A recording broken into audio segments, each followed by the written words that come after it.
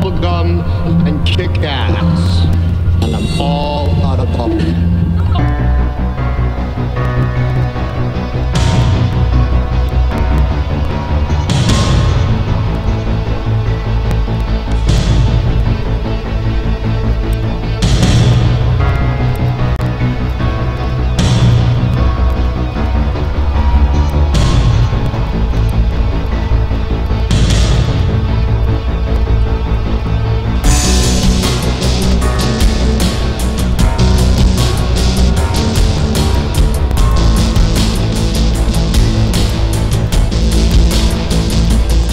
I have to say, I like this music, okay? It's by Possessed Tranquility. I said, you know what I want? I want something that's kind of on the order of the intro song of the TV series on Cinemax, Banshee. I said, take that, listen to that, and that's by Methodic Doubt. Look at that and give me some Methodic Doubt. By God, they did. Ladies and gentlemen, boys and girls, children of all ages, welcome to the Bloviating Zeppelin's Berserk Bobcat Saloon. It's question mark, I guess. Today is Thursday. It's August 10th, the year of our Lord 2017. It's Thursday, which is what I quantify as the aftermath, which is all the shite that I couldn't normally fit into the Tuesday show and the sackheads wouldn't let me talk about on Wednesday because after all yesterday, the toilet backed up. Looks like somebody tried to stuff a dead Mexican water rat down the hole. Not only that, I had to change the damn cakes in the urinal because even the drunks were complaining. So I think it's time for you to belly up to the bar. We've kept you seated. Great to see you back. Let's see. I think Angel's going to be our bartender tonight. She pours with the best of them. The lava lamp is, in fact, lighted. If you look over to my right, your left, you'll see the lava lamp. Oh, that's right. If you're watching live on YouTube right now. Now, you can go to shrmedia.com. You can listen to us live on Spreaker. You can go to HP Pundit Radio, listen to us there. You can go to YouTube, watch me live on the SHR Media channel on YouTube. So there's all sorts of way to watch and listen to all the essentially buttery goodness of BZ's Berserk Bobcat Saloon. I didn't even get to tell you about the drinks, did I? No, I didn't. And that's this. They don't water our drinks, just like we don't water our conversation, politics, religion, crime, culture, economics, race, sex, science, law. We talk about it all here at the Saloon. Nothing is sacred. The speech is free. The booze, not so much, okay? All we ask is that you don't stuff shite down the damn toilet, like some people I know. Flush it, jiggle the handle, the water bills are going down, thank you very much, appreciate compliance, works very nicely. Don't forget to tip your waitress, don't forget to tip your bartender, don't forget to tip Angel. I think I've said it all. And just like, I have to say, I have to say this one thing. If there's something to which people in the entertainment and news and TV industry must give constant thanks, that's to the Trump administration. Because at no time, for at least the last year, at no time can you even begin to hint that it wasn't a new sack of shite every day. And it's true. It's absolutely true. Every day, new stuff going on. Jersey Joe, who is the reaver of common sense, and he's reaved the shite out of a lot of common sense, let me tell you. Jersey Joe was talking about temperatures and climate change, and I reminded him of the fact that the movie by Al Gore Algor. I think that's one word. That's how he spells it, Al Gore. And if I do it properly in my nice accent, it's Al Gore. Al Gore. Good to see you, Al Gore. ISO dates, they sue the throat. Hey! But wait! It's grand. I was going to talk about the temperatures, but it's none other than the THE, all caps, the underground professor, otherwise known as Dr. Michael Jones, who is calling live and direct into the Saloon right now from Texas. Not from Arkansas, not from Kansas, but from Texas, or as some people call it, Tejas. So good evening to you, underground professor, Dr. Michael Jones. Welcome to you, sir. Well, how y'all doing? Doing fabulous. Well, you know what? Here's the good deal. Jersey Joe was talking about the temperatures, and he's in Florida, so he gets temperature and he gets humidity. You're in Texas, so you get some temperatures and you get some humidity. Although I don't know where you are in Texas, you probably get the heat in the summer. Do you get a lot of humidity? Are you close to the ocean, or just not quite so much? Well, we're not near the ocean, but there's so many stupid man-made lakes that were built. We got humidity now like you wouldn't believe. It was 98 degrees and 50% humidity today. So at least it's a wet heat. Well, yes, there's always that to look forward to, isn't there? Yes. Dry heat. I always remember this. A long time ago in a galaxy far, far away, I went to a profiling class put on by the FBI because I was working homicide at the time, and I wanted to get some insight into profiling, depending upon the particular characters that I came across. Well, it was in the summer in Scottsdale, Arizona. And at that point, I'd not yet encountered the heat of Scottsdale, and that was like the wrong time to hold a damn class.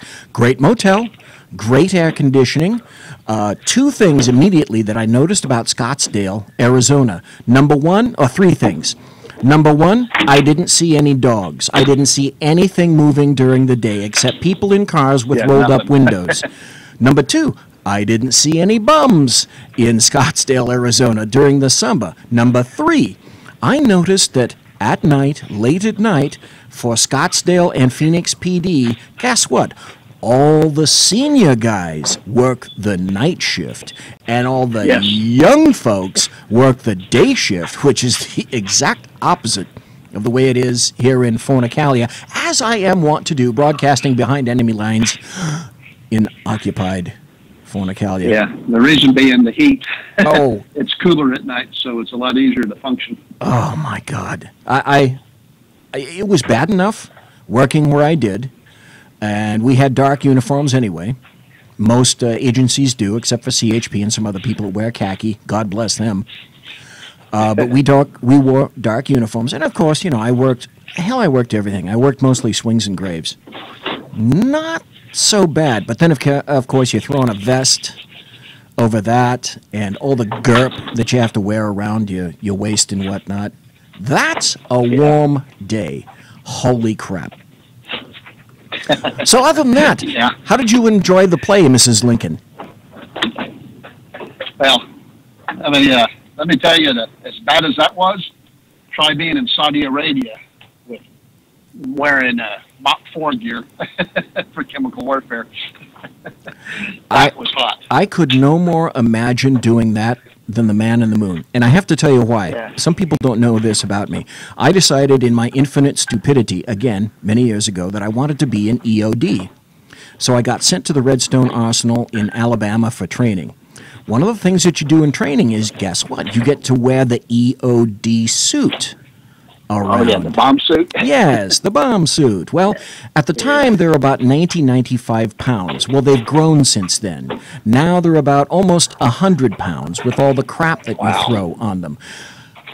That was another reason that I decided it was time to get out of the EOD and the fact that I didn't want to be called either Stumpy or Monopod. So I thought those were excellent ideas, excellent reasons to get out of EOD. Yeah. So how are you Yeah, doing this? I can't think of there being a bad reason to get out of EOD. No, I thought it was going to be cool because, well, actually, it was for a while. I got into a couple of call-outs, and then a couple of things occurred. This has nothing to do with the Constitution. I have no idea why I'm telling you this, but I went to a Tactical Response Association convention in Las Vegas, Nevada, and that was in the 80s. That was the day I left for that was the day the Challenger blew up, as a matter of fact. Oh, goodness. And Yeah, so I remember that. I that's was in Tucson, Arizona when that happened. We were sent out to collect all the bits. oh my God, that's a story in and of itself. Right. So we flew over there. We went to the convention. There were some CIA guys and some operatives from Virginia, from the farm, that were teaching us various things. And there was a display, an EOD display of det cord out in the big parking lot of one of these hotels, and they were going to broach a door. And one of the guys doing this was an LAPD, just known all throughout the EOD world, by the name of Arlie McCree. And I met Mr. McCree, grand guy. It was like almost like if in politics you meet the president, that's something big. In EOD and demo stuff, you met Arlie McCree, and that's something big. The sad thing was, not more than about 2 or 3 weeks later, Arlie McCree had his lungs blown out by an ordinary pipe bomb, which he had diffused hundreds and hundreds of times before that. Although people always tell you one of the most deadly things in an attempt to defuse is a pipe bomb, because when people assemble them, they tend to get powder in the threads. And when you begin to unthread them, if that's what you decide to do, rather than just blowing them up completely, that's an excellent way to end up detonating a pipe bomb. And again, that doesn't have anything to do with the Constitution. It's just... Okay, you're listening to BC's Berserk Bobcat Saloon, where we have Flowing of Consciousness Radio right now. That's all it is. Flow of Consciousness Radio. All right, well, let's get down to basics. Number one, thank you ever so kindly for appearing on Thursdays. We really appreciate that, because I think there's a lot to learn about the Constitution. If you don't mind, though, what I'd like to do is go back to something that I thought was incredibly, incredibly important that you mentioned last week that I think we need to emphasize here. Something that, until you mentioned it, I had never thought about it, and that's con law. That's how you teach the Constitution. And you pointed out there are two very specific ways in which to teach all these young, spongy minds con law. You can either teach them stare decisis, or you can teach them the history. Can you expand on that? Because I think that's critical, and that tells me that's where the hell we're getting all these morons these days. Right. This is how you get someone like Obama, who claims to be a constitutional professor and expert, and then he is. But just what he knows isn't that relative to people like us. They have two ways of doing it, like you said, stare decisis and then the debates. That's the way I word it. And so you have, and the most common way of teaching it is the stare decisis way, which means historical patterns. It means precedents in English, stare decisis. And so what they do is they take Supreme Court decisions and they teach that as the way to teach the Constitution. The theory being that the only way to understand the Constitution is by how it's been interpreted over the years by the different courts of the country. And not just the Supreme Court, but all the courts. And that is the true interpretation of the Constitution, and therefore the true meaning of it. It doesn't matter really what the words of the Constitution say, and it doesn't really matter about original intent of the Constitution. What really matters is how it is in play. And that is a good argument, I have to say, because, while we can sit here and argue about what it's supposed to be, it's how is it really that is important. And that is the argument for teaching stare decisis. Okay, now, having said that, I think that's great, but it's only one leg of a three-legged stool. You need to know the stare decisis, but you also need to know the original intent, what the founders meant the Constitution to be. And then so you need to know things like the Federalist and Anti-Federalist papers and the Constitution debates, for the debate on the Constitution, the notes on the constitutional debates.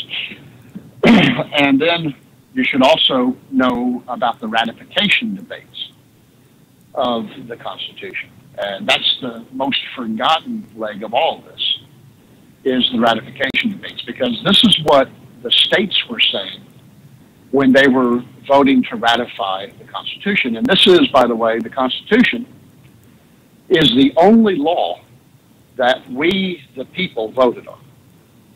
All of us came together. Of course, that means those with a franchise, those that actually had the right to vote. But at no other time in America's history did we all come together and vote on something. Massively historical. Yes, and that changed the world, didn't it? It was a 10,000-year leap, which is one of the most fantastic books ever written, is the 10,000-year leap. I think it should be mandatory reading for all students and all politicians. But do you know the author offhand? Yes. What's that? Do you know the author offhand of that, the 10,000-year leap? Oh my goodness, Mark Scusen, maybe. I met his grandkid at Freedom Fest when I met you. Really? Now that would have been really cool. Yeah, he was there, and let me think here. It is not. Tell you what, Yeah, it is. It's Mark. It's Scusen. Skousen. Okay, all right. The only reason that I was asking his first name was Mark. Is because when I post the show tonight, I'm going to recommend, on your word, of course, that everybody go out and get a copy of that, because if you say that that's fundamental in terms of history, then as far as I'm concerned, it's worth reading. So I'm going to put a link in the blog tonight to that book through whoever I decide to go through. Amazon or something? Yeah. Yep. See, now the title of the book is A Miracle That Changed the World, The 5,000-Year Leap, Principles of Freedom 101. And that is basically what I do as a show, is Principles of Freedom 101 as a professor. So what I do is I teach what freedom is and what are your duties and privileges of being a free person, because there's a lot of responsibility that comes with that, and we tend to forget that. And there's some 26 or some odd principles that they outline. Things like what states' rights are states' responsibility of children to parents, how we are as peacemakers, as a nation. De Tocqueville talks a lot about de Tocqueville. They get into the amendments, like the 10th Amendment and stuff, and they look through that. They bring up Adam Smith. They talk about why the Constitution in its original form could never be obsolete, as we are often taught by the left, that it's now obsolete. It's just an old sheet of paper or parchment that was written on by a bunch of old dead white guys and no longer relevant, etc. Anyway, as I was saying, the forgotten leg of the three-legged stool of stare decisis, the debates on the Constitution, and that is the ratification debates. And you may find this interesting, being a Yankee, that New York, which has some of the most draconian gun laws today, New York threatened to not ratify the Constitution if the Second Amendment was not put into play.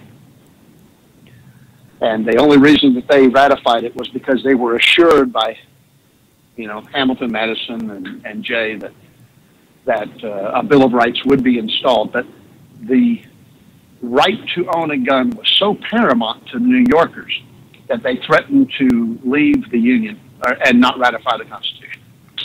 See, that's anathema. That's when you hold up your arms in a cross and you hiss like a vampire to all the people that are in New York today. Is it? No, right. No guns, exactly. No. It's like, what the hell? How have y'all fallen to this? Yeah. You have Kumo and these other idiots, and you have no rights to protect yourselves. But But yeah, so the ratification debates were the understandings of the states. And so what happened was there would be people that would debate the Constitution in the papers and, in town halls and whatnot of that time. But they would, they would say, okay, this is how we see, this is how we understand it. And then when the electors came and they voted on ratifying the Constitution, then there would be kind of a memorandum of understanding, if you will. Okay. That each state was sticking on there and saying, okay, look, this is what we see, and this is how we interpret this in the Constitution. You know how, like, I'll give you a perfect example of it in recent times. I'm pretty sure it started with Reagan, but I could be wrong on that. But when Congress would pass a law, and George Bush is the worst of this, he would then sign the bill into law, and then he would write a note to it saying this is how he interprets what the Congress just passed. And so, it would be, okay, well, I'm going to sign this, but this is what I think it means. And so it wouldn't be done based on what Congress thinks it means. It would be signed into law based on how the president interpreted it. And then the courts would have to fight it out because, the Congress would say it means this, the president would say it means that, the states say it means a whole different thing, and then, there you go. There's a big circus in the courts going through. Well, when the ratifications were going through, New York, Pennsylvania, these others would say, okay, well, we're going to ratify this, but we think this is what this means. And I apologize, I can't come up with any examples in my head right now what some of those were, but they're findable if you do a little research on it. But the ratification conventions of each state took notes, and during the debates that they were trying to ratify and stuff, then they would say, okay, well, this is how we as a state see the Constitution.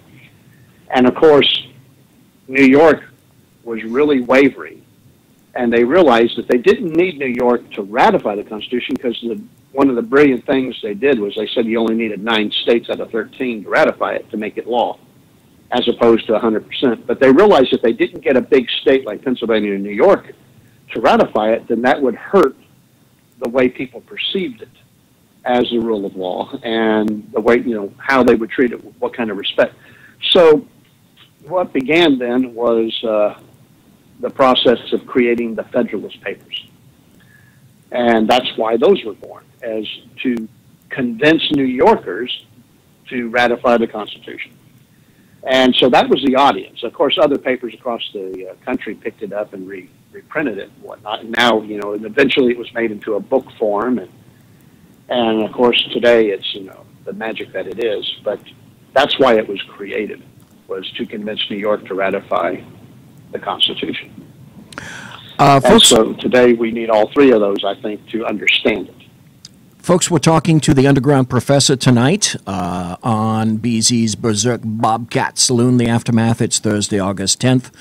And we were talking to the professor about the 2 ways in which the Constitution or con law is taught. And we got about 5 more minutes before the bottom of the hour break. I'd like to make a statement then, sir, and see if you agree with it. And then I'd like your input and your thoughts about it. I don't believe today that we could pass our own Constitution today. What do you think? You mean create a new Constitution?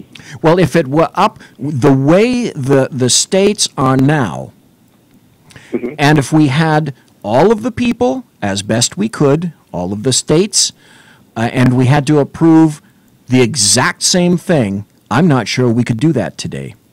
Okay, now I understand. Because to create our own Constitution would actually be unconstitutional according to the Constitution.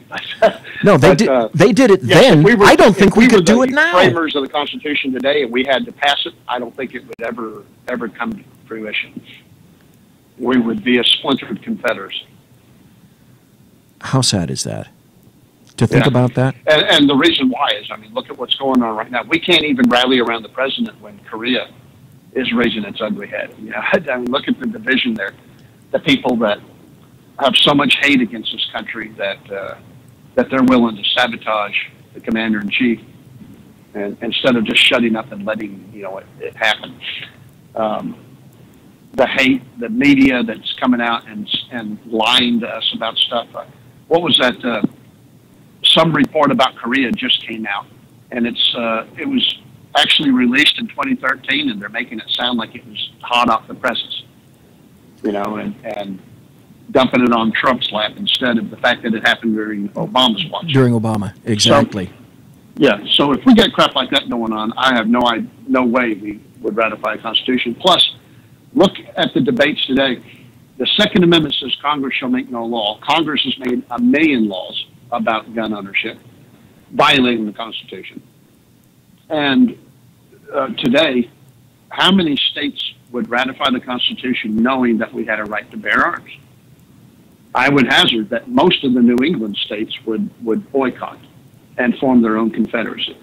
Yes. And then you'd have the left coast do the same. They would do the exact same thing. And all what would be left is all the shite in the middle and some stuff to the south. And again, Right. Dr. Jones, what the hell? What a sad, disappointing commentary that is on the United States of America and where we are right now. Yeah, exactly. And then to make it worse, we don't have the statesmen with the intellect or the love of country that was going on in the 1780s. You'll get no disputation from me about that. We've got about 3 more minutes before we go to the break. You open that door, and I'd like you to walk through it a little bit, because I know you do politics as well as the Constitution. So give me your thoughts on North Korea. In other words, if Michael Jones is sitting at the desk of the president and he's listening to what you have to say, what kind of input might you give the president?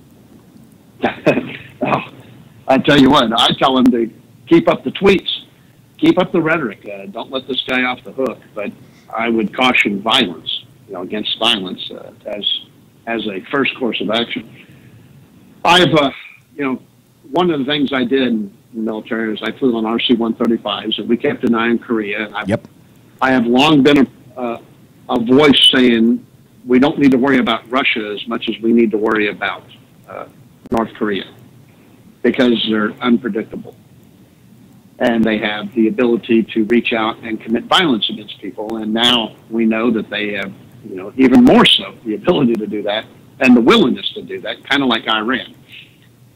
I would point out to President Trump that Clinton and Obama worked their butts off to make sure that Iran and North Korea could be nuclear countries. Yes. And we have to be careful of that, because if they actually do become nuclear countries, then we have to change the way we treat them. It's like China is a nuclear country, and we have to be very careful with them on how we treat them. We can't just say you're going to do X and expect them to do it, because they are a nuclear country. Any country that becomes a nuclear country then changes the dynamics of how we have to treat them and be wary of them and kowtow, if we must, to them, instead of getting our way. And I would suggest strongly that when Kim, and that's his last name, by the way, everybody keeps thinking it's his first name, but in Korea they start off with the last name, the surname. Kim On is dangerous, and I would say that if he does anything towards Guam, that you should just flatten his capital, flat out flatten it. We're just about not with a nuke, but conventionally. We're just about at the break, folks. We've been talking to the underground professor, Dr. Michael Jones, and we are going to hit that break in just a second. But I have one sort of little teeny-weeny thing to leave North Korea with at this point, and I quantify it as this: giving nukes to Kim Jong-un and his regime is like handing a loaded .357 Magnum to about a 6 or 7-year-old and expecting really responsible actions out of that kid. I don't think that's going to happen. Folks, not going to happen. You're listening to Berserk. Oh, I'm sorry, go ahead. The reason that we're panicking now, real fast, the reason we're panicking is because they had the ability to aim and hit. And that was because of L'Oreal space. And that was done under Bill Clinton, who, in order to get campaign money, gave the Chinese through L'Oreal the ability for GPSing their MIRVs. Bingo. And, okay. yeah. Hold on to that thought, because I'd like to come back to that very, very much. Folks, remember, do not give 357s to 7-year-olds or 6-year-olds. We'll be right back.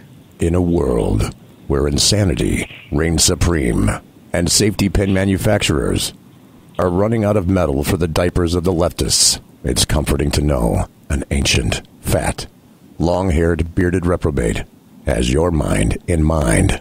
Ladies and gentlemen, boys and girls, children of all ages, broadcasting behind enemy lines in occupied California, and despite every attempt by the SHR Media Network to revoke his shameless contract, we return to the bloviating Zeppelin's Berserk Bobcat Saloon. Conservative media done right. You're listening to the SHR Media Network. Hey, it's Sean from the Sackheads Radio Show. Also one of the owners here at the SHR Media Network. Are you opinionated? Have you ever wanted to do your own show? Have you ever heard somebody like the Sackheads and go, yeah, I could probably do that better? Well, now's your chance. Send me a 5-minute clip at sackheadsradio@gmail.com, and maybe you can be part of the SHR broadcast. sackheadsradio@gmail.com. Times are dark. The people are misled by corrupt politicians, lied to by establishment media, and deceived by the false messages of Islam. A nation looking for direction needs a guide. It needs a man with a cane. I'm Dave Milner. Join me on Spreaker, SHR Media, Pundit Press Radio, and YouTube through the SHR Media page for a different kind of commentary on the unpleasant blind guy. Because the truth is not always pleasant.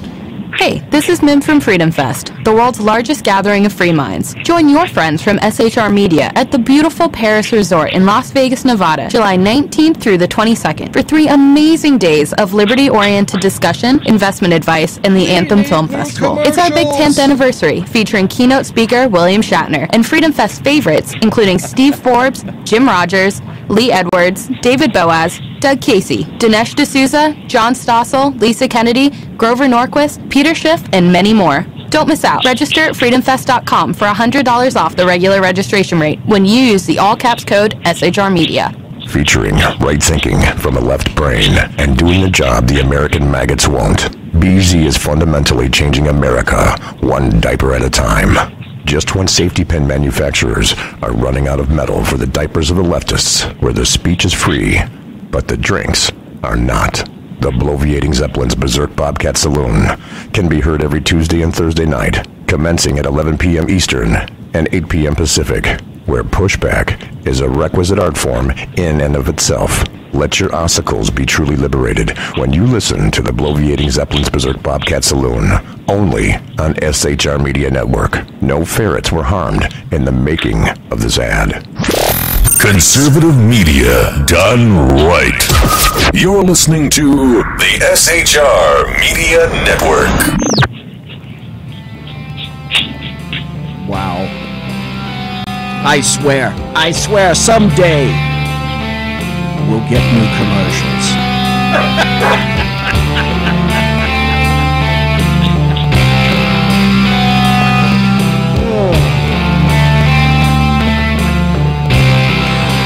Oh, Lordy.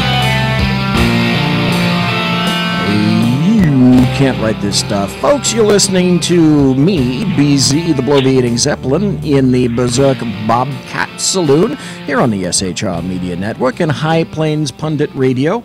And we're also speaking to the underground professor himself, Dr. Michael Jones. Dr. Jones, I have to ask you, during the break, it sounded to me, were you feeding your dog? Was I what? Were you feeding your dog? I heard crunching. I have 5 of them. I knew it. I knew it. Oh, golly. Okay. We were talking with the underground professor about not dog feeding, but with regard to North Korea. And he brought up some interesting points about that. And just before the break, the underground professor brought up the point of, oh gosh, that's right, China. What's China's role in North Korea? And further, during the 90s, the mid-90s, what's the role of William Jefferson Clinton? Because frankly, it's huge, isn't it, sir? Yes. I think if you're a historian, then it's easy to see the connection to Wilson to all this. Because, Wilson gave birth basically to Russia, communist Russia, because he pulled the support of the White Army and allowed Russia to settle their own problems, instead of helping them defeat Red Army. And then we had, how many decades of people being killed, some 80 million people or more being killed. Sometimes you see numbers as high as 250 million. And then, of course, we have the yanking back of MacArthur, who could have settled the Korea issue. And yes. So our politicians have really done this to us. And then you have, Harry. Of course, William Blythe Jefferson Clinton, who gave very, very high-tech info to China. And China shared it with its vassal states, which is North Korea. And it looks like China may be losing control over North Korea, too, because the threats that they have made have not seemed to pull back the rhetoric of Kim. So I think that's an interesting dynamic. As Trump has already said, if China won't handle the problem, then we will. and I believe him. There's a controversial, quote-unquote, preacher in Dallas. That whole title just pisses me off because the media says, controversial Baptist preacher Jeffridge, or whatever his name is over in Dallas. It's like, why do you have to tell me that he's controversial? Why can't you just tell me what he says and let me decide?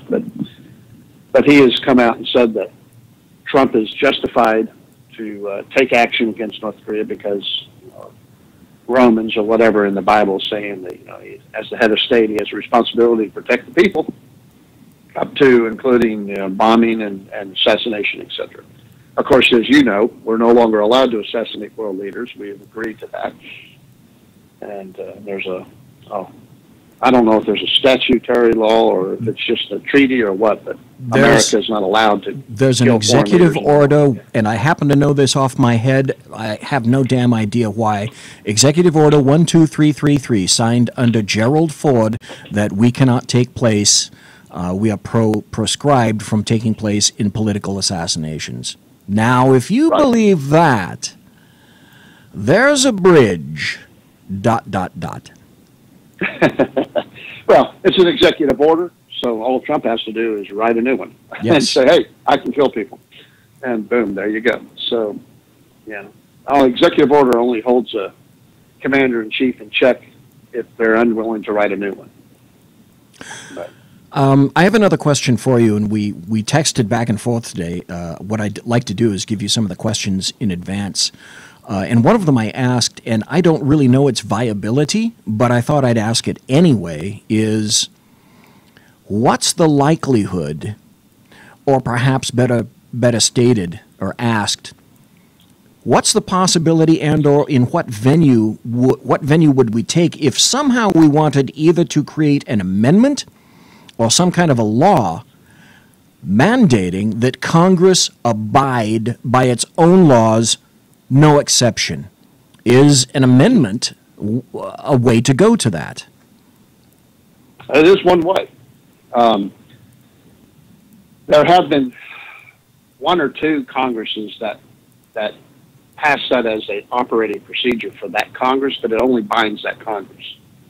As you know, Congress cannot pass a law that binds any future Congress. Correct. So the only way to force Congress to abide by its own rulemaking would be to amend the Constitution. That's the only way. No court order could do it, and no Congress can do it. So it would have to be an Article 5 solution. Now, it could be traditional, where Congress starts the Article 5 procedure. to amend the Congress, or to amend the Constitution, or it could be a Constitution of States, which is more likely, because I really don't see the fox changing the rules of how it guards the hen house. No, that's very true. Plus, isn't there a certain amount of jeopardy involved in creating a constitutional convention, which is my understanding is essentially what you'd have to do in order to kind of push that through? And if so, can you kind of tell us what is this constitutional convention thing? Well, there is a myth out there that we could have a runaway constitutional convention. That's what I've heard. Yes. Made, left and right afraid of it. Okay. This myth was born out of the idea that the Articles of Confederation convention became a runaway convention, and we got the Constitution out of it. Now, for one thing, I would just say, boo-hoo, look what we got. We got the Constitution, one of the most amazing documents ever come out of committee in the history of man. But let's look at that just a little bit. For one thing, it's false. It's a false narrative. It's apocryphal. It was not a runaway convention. In fact, almost every delegate that went to the Constitutional Convention to repair the Articles of Confederation arrived with instructions from their own state legislatures. And mind you, this is back when, the states elected and sent representatives to these things, like the Constitutional Conventions, the Continental Congresses and whatnot. And so they sent delegates to repair the Articles of Confederation, but almost every delegate that was sent had further instructions that if the Articles of Confederation were not repairable, then they were to proceed with an entirely new constitution. So almost all of them showed up with instructions to do it. So it wasn't a runaway. It was pretty much a foregone conclusion. Okay. And Hamilton and Madison, all these guys that put this thing together and kind of tricked George Washington into coming, because he didn't want to. He had another obligation he didn't want to do, and he had turned it down, something with the Masons or something, I don't remember what, but he didn't want to mess with it. And then he was kind of cajoled into going to the Constitutional Convention, which he declined also, because he was saying, well, look, if I turned these guys down, what would it look like if I showed up for this? But then it was announced publicly that George Washington was going, and they did that to give weight to the Constitutional Convention, that George Washington himself was showing up for this, so it has to be important. And it would give gravitas, if you will, to the convention. Well, that kind of forced Washington to show up, because it was announced in the papers that he would, and he was rather angry and embarrassed by that, but that's a whole other story.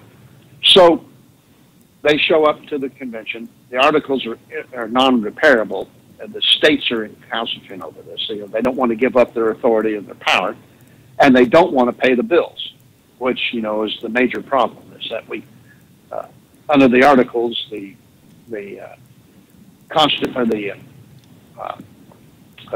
what was it called? The Congress of the United States under the Articles of Confederation were not able to do anything unless it was unanimous.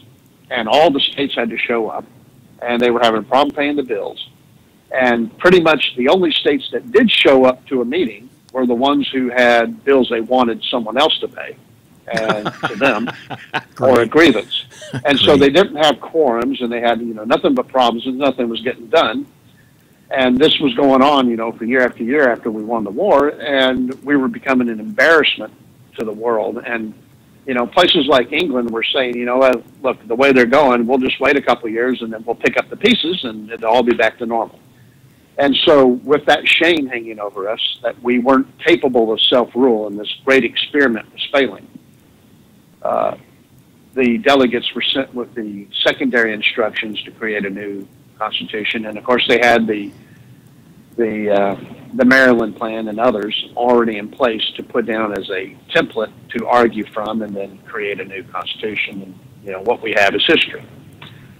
So it wasn't a runaway constitutional convention. I mean, I'm telling you that just to put that to bed. Okay. Because that's the argument today, that yes, we can have that. That's what I've heard. Right. So now that we know that it wasn't runaway, we can say, okay, well, then what's the big fear? If we create a constitutional convention and we say we're going to meet to talk about something, and let's just say that we're going to talk about Congress having term limits and that they have to live under the laws that they pass. All right. And that we will address no other issue. Okay, then the states have to come by and say, okay, we'll do that. And when a certain number of states, and I forget how many, but a certain number of states say, yeah, we'll go to a convention for that, then a convention can be held. Now, what happens is the state legislatures have to pick delegates to sit and to represent their state. And then there's a convention, and the delegates show up with instructions from their states, and debate begins, and they create a policy. Now, if things go as planned, only those two things will be talked about: term limits and Congress living under the laws they passed. Okay, so if things go wrong, I'm sorry, go ahead. What? If I could just interrupt for a second here, because I want to make sure that I've got this sort of linear pattern down. First and foremost, you have to come up with an agenda, a series of topics that you wish to address, and before you even go there, you first have to come to an agreement. This is what we're talking about, and this only. Is that right? That's a correct. Proper summation. Okay, and then that addresses all the fears. Well, we're not talking about Second Amendment at this thing. We're not even going to send delegates if you're going to do that. And then the convention doesn't get held because there's not a quorum. There's not enough states to come together. And it's what, 3/4 or something like that of the states have to come together to even have a convention. And so you have to have an agenda, and it has to be very limited and specific. Okay. And if somehow someone gets something going at the convention, right? So now all these delegates are there, and they're talking about the two things that we said they can talk about. And one of the states that's blue and leftist sends delegates, and they decide they're going to talk about gun control. Okay, well, first protection is that the delegates there can say, shut the hell up, you're not allowed to talk about that at this convention. Okay. But let's say somehow they get it on anyway, and that the delegates don't stop it, and they think, well, you know what? Okay, we'll talk about the gun control. And let's say they pass a measure at the convention for gun control, and that and let's just say that it is that no one can have anything but a pistol, and it has to be a revolver, 5 bullets, or whatever. It doesn't matter what they come up with, but let's say they come up with something. Well, then what has to happen is those decisions that they make at this convention are then sent back to the states for ratification.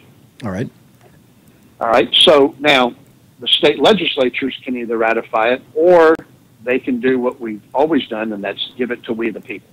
And so when it comes back to Texas, then our state legislature says, okay, everybody in Texas, on the 4th Tuesday of October, we're going to have a vote on the constitutional amendments.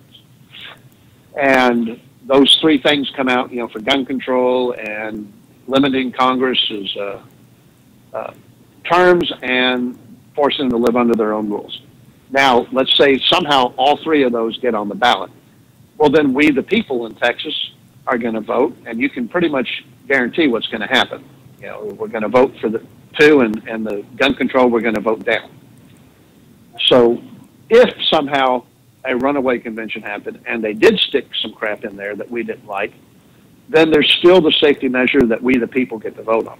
Okay. And right now, there are how many state governments that are in Republican control or split? The Democrats had very little. And with Trump just having another governor jump ship, that just made it even worse for Democrats. Yes, Governor Justice. What a wonderful name for that.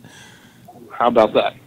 So there are there's not enough to force us to accept the Second Amendment limitations from the Constitutional Convention that runs away, because there's too many red states to say no. So we have that check also. But you go all the way back, it should never even happen, because if we have a Constitutional Convention, and it's not a con, people say that Constitutional Convention, it is not, because that is illegal under the Constitution. It is a an amendment convention, but not a constitutional convention, because that implies that we are rewriting the entire Constitution, and that's illegal. And it's illegal because they put the Fifth Amendment, or not the Fifth Amendment, the Article 5 clause in there, and said, you know what? All the people of this country came together and voted on this one law, which makes it the supreme law of the land. It's above anything Congress can do, because all of us said we are going to approve this. And if you want to change the Constitution, here's the procedures to do it. But you're not allowed to overthrow it. You're not allowed to remove it. You're only allowed to change it. And you have the two options under Article 5 to change it. So this con crap is just used to scare you, because it's unconstitutional. Okay. I have... Of course, you even believe the Constitution has authority in the first place. See, that's another reason that I love listening to you, is because that's out. That's factually inaccurate. The proper thing would be, if you're looking to an amendment convention, that's the proper appellation. But listening to this and what the Founding Fathers had already written into the Constitution, and what you just said in terms of, well, you can't even go there. You can't write a constitution because it's already there. You have to go back and as if you're creating it again. And my first three words were, and I can say this because it's internet radio, that's fucking brilliant. Right, it is. It's brilliant. One of the most amazing things the framers of the Constitution did was Article 5. The rest of it's brilliant. But this is amazing because it was a safety valve. And they realized, look, there's going to come a time where Congress is not following the Constitution, and we, the people, are going to blow up and get upset. And what has historically been the outlet is we riot, that we blow up, that we shoot back, that we kill all the leaders, and we start over. And they said, well, that's not good. That's not healthy. So what do? So we created a way that if we become disaffected with our leadership of this country, not our rulers, mind you, our leadership, the people that we give our own sovereignty to on a temporary basis and say, you are going to go out and govern us as our servants. And that's another thing that's kind of been lost in time here, is that they are our servants, not our rulers. The whole idea of the Revolutionary War was the rejection that Americans have rulers. And so what we did was we put that safety valve in there and said, this is how you can fix those problems without violence and bloodshed. Every time I talk to you, I write notes about next questions to ask. And I've got about 4 new notes just speaking to you at this point. We got about 7 more minutes left to the top of the hour, and we are speaking to the underground professor, Dr. Michael Jones. I have to give you this forewarning. Sometime in the future, and my guess would be it's going to take up the entire episode, the entire segment of your being here, and probably more. I'd love to talk to you at length and in detail about 2 things coming up: the Federalist Papers and the Anti-Federalist Papers. Not at one time, because I'm sure both of those topics are massive and staggering. And the other topic that I just thought about is, I wrote down one word: sovereignty. Just that one word opens a massive door into which I'm sure you could walk through constitutionally and elucidate at great length about who we are as a sovereign people. Yeah, and who we were, because we're not the same. Okay, all right. Yeah. And we've surrendered so much of that. Yeah, that'd be a great topic to explore. I had a show title tonight, Cops. Why do we have them, and do we still need them? Okay. And my theory is to talk about that from the perspective of sovereignty, because there was a time in our country where we policed ourselves, and we didn't have cops, and we've surrendered that sovereignty to a police force under the guise of living in civilized society. And I think it was a bad idea to go that route. Not that we have cops is a bad idea, but that we surrendered our sovereignty in that way, because we no longer feel responsible for protecting our own property and lives. And we think that's, the entire job of the cops. And we've surrendered parenting to teachers, Oh, my God. So everywhere I look around, I see that we have surrendered sovereignty. Yes. Wholesale. Yeah. Absolutely. Were you aware, or maybe you even spoke about this? I talked about it last Tuesday. There is a mayoral candidate in Minneapolis, Minnesota, following the shooting by Officer Noor of the Australian woman and her killing by this moron.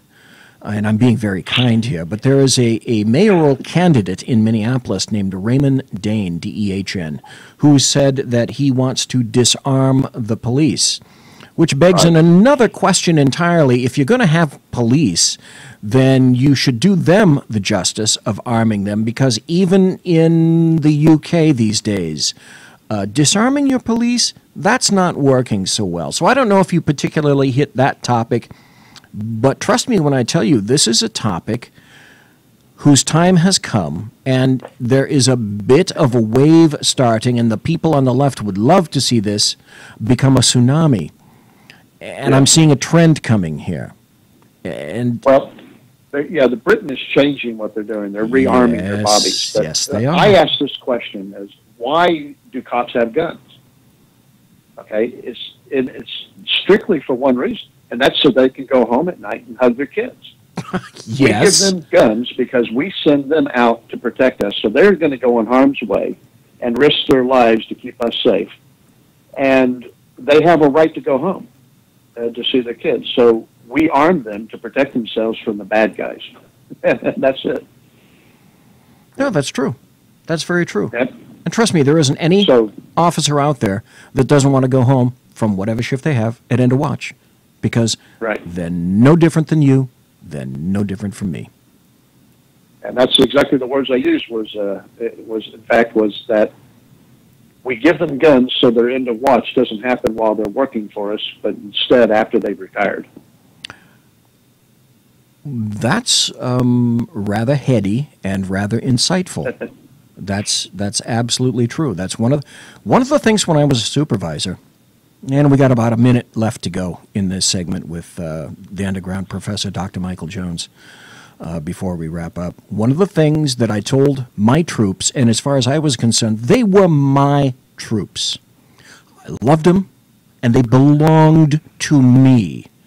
It was my job to make sure that they went home at end of watch. It wasn't the lieutenants, it wasn't the watch commanders, it was my direct job and my direct responsibility to monitor up to like 50 people at one time per shift. My job, and I took my job very, very seriously, which is why after all that time people wanted to work for me. And when I retired, it wasn't the plaque that I got, it wasn't the cake that they gave me, or the photographs. Really, that didn't mean a damn thing. What meant everything to me is the officers that came up to me prior and afterwards, after I'd retired, and said, things are not the same, I wish you were back, I loved to work for you, if you could mint another person like yourself, these people are not the same, and when we're going down a bad road. And I'm afraid that's absolutely correct. I have so many thoughts about the police. I'm looking to try to see if I can get Heather McDonald on here, because she's got some incredible things to say with her book. Folks, we have been speaking to the underground professor. He's here every Thursday. It's Dr. Michael Jones. And, sir, thank you ever, ever so kindly for talking to us tonight. I could listen to you for hours. I don't have hours, so my appy polyloggies to everybody here. But, again, Dr. Michael Jones, thank you ever so much for your time. And good night, sir. We appreciate it. That was a fast hour, wasn't it? It sure as hell was. Oh, my God. Thank you, sir. Appreciate it. Good night, guys. Folks. See you next Thursday. We're going to be right back. Got a little bit of a commercial break, and then we're going to talk about the various buttery goodness thingies, the moistlets that I might have in terms of politics, because, oh my God, are things changing? Dr. Jones was going on about China. Well, there's some new information about China that just came out that gives you some insight as to Gee, I wonder what they're going to do with regard to Real Kim and North Korea. Conservative media done right. You're listening to the SHR Media Network. Hey, it's Sean from the Sackheads Radio Show. Also one of the owners here at the SHR Media Network. Are you opinionated? Have you ever wanted to do your own show? Have you ever heard somebody like the Sackheads and go, yeah, I could probably do that better? Well, now's your chance. Send me a 5-minute clip at sackheadsradio@gmail.com, and maybe you can be part of the SHR broadcasting team. sackheadsradio@gmail.com. Times are dark. The people are misled by corrupt politicians, lied to by establishment media, and deceived by the false messages of Islam. A nation looking for direction needs a guide. It needs a man with a cane. I'm Dave Milner. Join me on Spreaker, SHR Media, Pundit Press Radio, and YouTube through the SHR Media page for a different kind of commentary on the unpleasant blind guy. Because the truth is not always pleasant. Hey, this is Mim from Freedom Fest, the world's largest gathering of free minds. Join your friends from SHR Media at the beautiful Paris Resort in Las Vegas, Nevada, July 19th through the 22nd for 3 amazing days of liberty-oriented discussion, investment advice, and the Anthem Film Festival. It's our big 10th anniversary, featuring keynote speaker William Shatner and Freedom Fest favorites, including Steve Forbes, Jim Rogers, Lee Edwards, David Boaz, Doug Casey, Dinesh D'Souza, John Stossel, Lisa Kennedy, Grover Norquist, Peter Schiff, and many more. Don't miss out. Register at freedomfest.com for $100 off the regular registration rate when you use the all-caps code SHR Media. Featuring right thinking from a left brain and doing the job the American maggots won't. BZ is fundamentally changing America, one diaper at a time. Just when safety pin manufacturers are running out of metal for the diapers of the leftists, where the speech is free, but the drinks are not. The Bloviating Zeppelin's Berserk Bobcat Saloon can be heard every Tuesday and Thursday night, commencing at 11 p.m. Eastern and 8 p.m. Pacific, where pushback is a requisite art form in and of itself. Let your ossicles be truly liberated when you listen to the Bloviating Zeppelin's Berserk Bobcat Saloon, only on SHR Media Network. No ferrets were harmed in the making of this ad. Conservative media done right. You're listening to the SHR Media Network.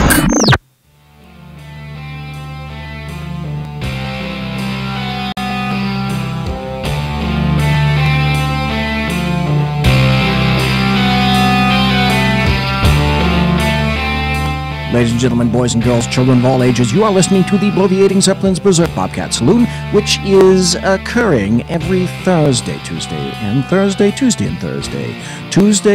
Thursday on the SHR Media Network. By the way, it's Tuesday and Thursday on the SHR Media Network. Today is Thursday, August 10th, the year of our Lord 2017. It's the aftermath. We just got through speaking to the one and only underground professor, Dr. Jones. Dr. Michael Jones, and he was talking about China. I noticed just before the show, and thank God Joe didn't Bigfoot me, Jersey Joe, who has his show on SHR Media Network and High Plains Pundit Radio just before mine. Jersey Joe's a great guy to listen to. Luckily, he didn't get this topic, so all right, good, I get to tell you about it. Out of Reuters.com, I found this to be very interesting. Chinese paper says China should stay neutral if North Korea attacks first. But what does BZ always say about that? He says, but wait, there's more. And again, from Reuters in Beijing, if North Korea launches an attack that threatens the United States, then China should stay neutral. But if the United States attacks first and tries to overthrow North Korea's government, China will stop them, a Chinese state-run newspaper said on Friday.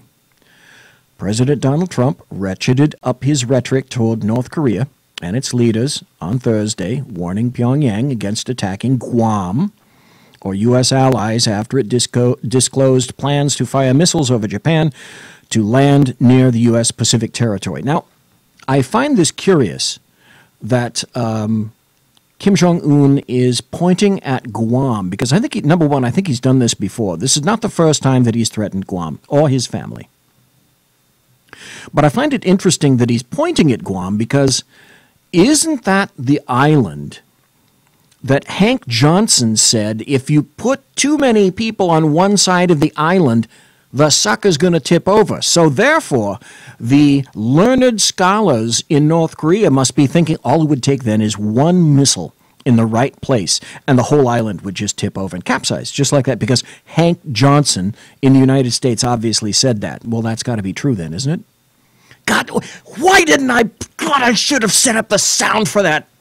I didn't even think about that until now. I should have. Oh, God, that's why. Show prep, everybody. I'm telling you right now. Show prep. It's everything.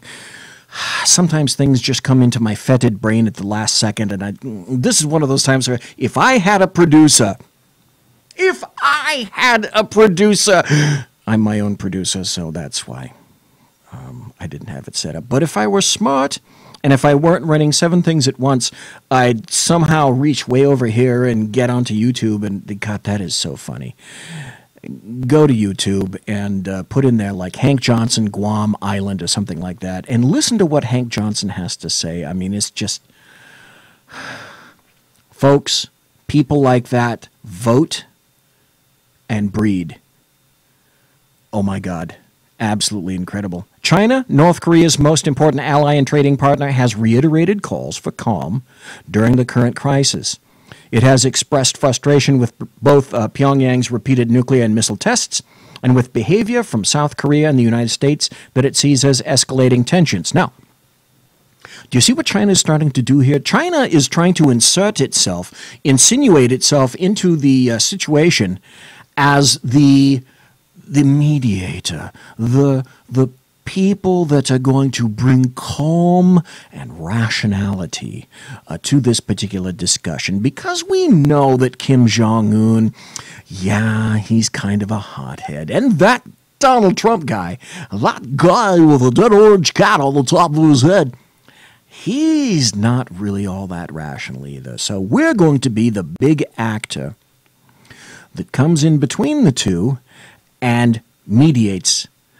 Because just as every leftist knows, if you just sit down at a table with a cup of coffee or a caramel macchiato, you'll be able to hammer out anything that you want, right?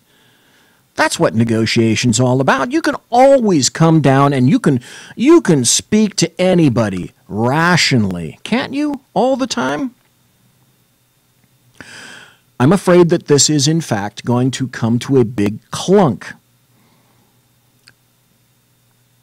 I am of two minds about it. I am conflicted about it with this major caveat. Would we survive some kind of a nuclear exchange, depending on which way it went? Well, number one, yes, we would. Number two, would the United States be wiped out if Kim Jong-un was stupid enough to throw something at Guam or Japan or Seoul? My guess would be it'd be one of those first. And at the same time,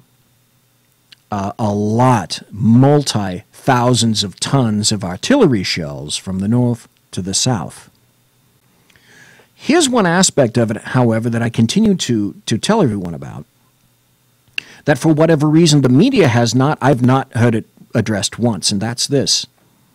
This guy's a loon in North Korea, but he's not that crazy, because prior to every launch, he picks up, or some designate picks up the phone and goes 1-800-DON'T-NUKE-US. And so somebody at the other end in the U.S. picks it up and says, "Real Kim?"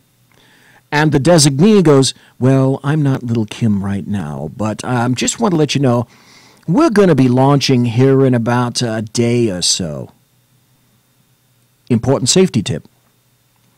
If you don't get that phone call, and trust me, this is known throughout the military, all around the world on the side of the United States, if something comes out of North Korea and gets beyond a certain point, Trust me, folks in the United States know this is no act. It's the real deal. Is it survivable? Yes, it is. Will we ever have gone through what could potentially be a nuclear exchange like this before? No, we won't. Do we know specifically the results of these actions? No, we don't. Are we still worrying about EMPs? Yes, we are, depending upon the throw weight of the warhead and how it re-enters into the atmosphere. That's been historically the problem with North Korea, is their engineering in terms of, yes, we can send a missile up with a warhead, and then it leaves, it goes into space, and then it begins to come down, and as it comes down like that, it's got to be able to survive re-entry. There's the rub. Yeah, there's your cat stuck in the toilet, right there. The corollary to all of this that you absolutely must consider, because dust will settle, including radioactive particles. What goes up will come down. The corollary to that is, let's see, South Korea is either the third or fourth major industrial power on the planet. Right after the U.S. and China and Japan, industrial powers, nations that create and can subsequently destroy economies. So, though you, in whatever portion of the United States, something terrible is happening and woohoo, you missed, that shite's coming for you, because your economy and the way you live your life, probably for the rest of your life, is going to be affected in some fashion. Period. End of statement. That said, I am not an advocate of war. I've seen and I know a bit about what can happen in these situations. There was a great book. God, now I can't think of the author. But it was called The Threat. And it was written during the Cold War. Andrew something. Cog something. Anyway, what it said essentially was that we won the Cold War because we outspent Russia. But we spent billions and billions of dollars doing it because both of the major players in the game at that time believed in the MAD concept. And the MAD concept is mutually assured destruction. Go back to, I love this movie. Go back to Stanley Kubrick's Dr. Strangelove, or How I Learned to Stop Worrying and Love the Bomb. A lot of what is in that movie is from another movie, Failsafe, which is actually from a book called Red Alert by Peter, and his last name I can't think of. There are all sorts of checks and balances in this, including mutually assured destruction. When you're dealing with a country and a regime and an individual that you believe to whom you can speak rationally. Some people say that little Kim is crazy like a fox. Some people are saying that he's simply batshit crazy. Not knowing enough about him, I don't know on which side to fall. Some days I think he's smart enough not to do this. Other days I think I remain unconvinced. However, China today came out with that. That's another consideration in the mix. That's on a global scale. Closer to home, I'm going to play this again because you're going to have to tell me. When I heard this, some other people said, and I've been typing emails back and forth, and I got phone calls and whatnot. If you ever want to chat to me about anything, you can send me an email. I'm actually in the SHR Media email list now. I'm bz@shrmedia.com. So if you want to chat about anything or ask me a question or whatever, there you go. Send me an email. Some other people said that, and I railed about this on Tuesday, and I'm going to rail about it again. To me, this is a big deal. Other people are saying, shut the hell up, BZ. This is no big deal. Well, you know what? I think this really is a big deal. I've been creating a post for the past 2 weeks that is going to come out sometime next week. I'm not sure what day. And it's going to be addressed as an elegy, potentially an elegy to the GOP. Here's part and parcel of what just jacked me up, 210 over 190. And like I said, some people have said, BZ, take a chill pill, shut the hell up. I'm not going to ask for show of hands, but I know everybody's saying we've been there, haven't done anything. Which I find extremely irritating. And I'm going to tell you why. This is Mitch McConnell, who said that Trump said, you haven't done anything. And he wants answers, and he wants action. Congress goes on for 2 years. And part of the reason I think that the storyline is that we haven't done much is because, in part, the president and others have set these early timelines about things need to be done by a certain point. That's Mitch McConnell is now speaking like the average state of California worker. What? Give me a fucking deadline? You expect me to produce for my wage? Are you kidding me? That can't happen. As a matter of fact, it can't happen. It's not going to happen. And by the way, as the state of California worker, I'm going to make sure and do my level to best to ensure that it doesn't happen. I'm hearing this same rhetoric from Mitch McConnell.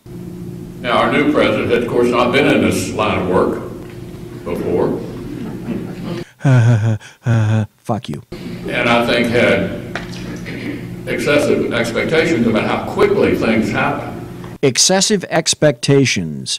As I said last week, as anybody with a friggin' brain in the top of the head would say, let's see, you've had 7 years to ensure, and you said all of the GOP said in 2015 and voted, yes, we need to repeal the health care law. And then when the dust settled and they felt more comfortable in their chairs and a little bit more locked into their seats, then the rhinos really came out. But are you kidding? To set a deadline? No. In the democratic process. And so part of the reason I think people feel like we're underperforming is because too many kind of artificial deadlines, unrelated to the reality of the complexity of legislating, may not have been fully understood. And of course, our political adversaries. Not fully understood, because that Trump dude, he cannot grok the concept of how important our phony... And again, if I had a producer, I would have had Mel Brooks in, where we got to keep our phony baloney jobs. But unfortunately, I'm not thinking ahead like that tonight. Mitch, you're pissing me off, dude. Adversaries would be love to say that anytime. So what I'm asking of you is to judge this Congress when it finishes. How much have we done to make America competitive again? And to Stop. Who made America competitive? Donald Trump. Why did immigration start to go down? Donald Trump. He was stymied by the courts, and yet we don't have everyone and their brother and Paco coming over like we did anymore. As Jersey Joe pointed out, people are starting to go through the U.S. and up into Canada, and Trudeau is shitting Twinkies over that. Grow again, and that's part of America, making America great again, which is what the president talks about so much. Yeah, he talks about that so much. So, do you think there's sparks flying just a little bit? Here in Washington, there is a new battle stirring, not between Democrats and Republicans. This is an inter-party dust-up between Senate Majority Leader Mitch McConnell and President Trump. Stop. Going to ask you, I know if you're listening to me live, you scream at your computer right now. Scream your answer at the computer. If you're in chat, tell me, am I full of shit? Am I making something out of nothing? Or is this actually of concern? Is this just more of the standard establishhacks saying, you know what, we're rocks, and we're going to be, Donald Trump is Sisyphus. attempting to push the boulder up the hill. And the boulder comes down and pushes Sisyphus back down any number of times. And as far as I'm concerned, the GOP is the fucking rock. As we told you last night, McConnell jabbed at the president in a speech over what McConnell called the president's lack of knowledge about how Congress really works.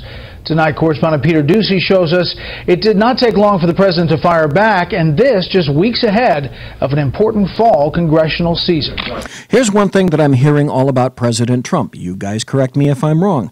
He can essentially outwork anyone. He's up at 0:30 and he doesn't go to bed until late at night, and he's working his arse off during the day.